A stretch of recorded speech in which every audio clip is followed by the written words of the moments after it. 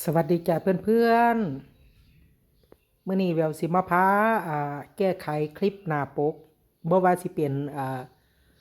ปกไล่สดหรือว่าปกคลิปนะคะก็ใช้วิธีแก้แบบเดียวกันนะพี่น้องเด้อ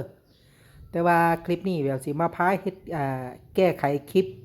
เอ่อไล่สดเนาะเพื่อบ่ให้เป็นการเสียเวลาพี่น้องไปกันเลยจ้าอันดับแรกพี่น้องไปหาไว้ที่สตูดิโอนะคะหรือว่าYouTube Studio นะคะในมือถือเด้อเฮ็ดในมือถือเด้อจ้ะเด้อ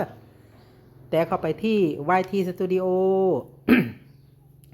เสร็จแล้วก็มาเลือกเนื้อหาอยู่ข้างล่างจะเลือกเนื้อหา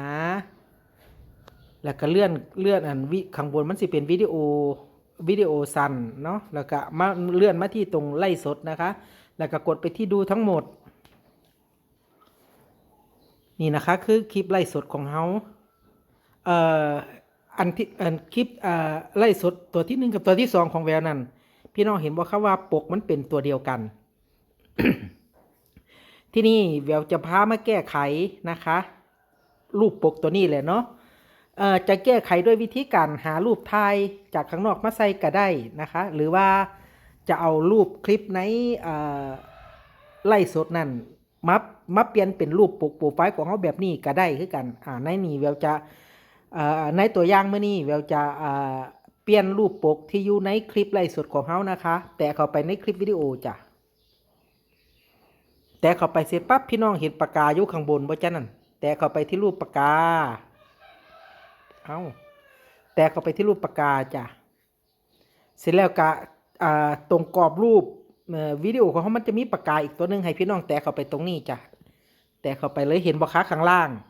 มันจะมีรูปโปรไฟล์มันจะมีรูปที่ YouTube เขาแสดงไว้เฮาที่เป็นรูปอยู่ในเอ่อคลิปไลฟ์สดของเฮาเนาะ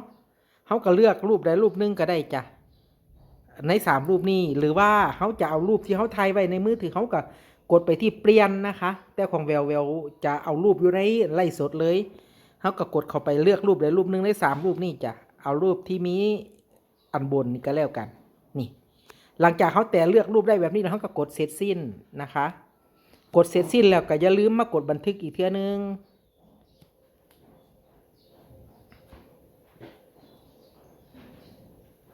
เห็นบ่คะรูปโปรไฟล์รูปปกเขาก็จะเปลี่ยนไปนั่นแค่นี้เองจ้ะพี่น้องจ้าหน่อยๆสั้นๆเนาะก็หวังว่าพี่ๆเพื่อนๆหลายๆคนจะเปลี่ยนรูปหน้าปกคลิปหน้าปกไล่สดตามใจของเขาได้คลิปนี้ก็ไว้สำหรับนี้ละจ้าสวัสดีจ้า